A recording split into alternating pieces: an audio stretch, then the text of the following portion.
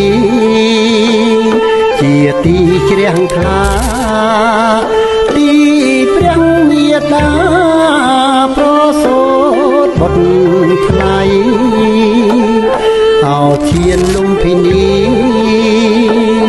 ជាទីជ្រះថ្លាទីព្រះមេតាប្រសូតបុត្រថ្លៃបរមពុទ្ធិសត្វពោធិញាណយាយដឹកនាំសត្វថ្លៃចេញចាំងទុក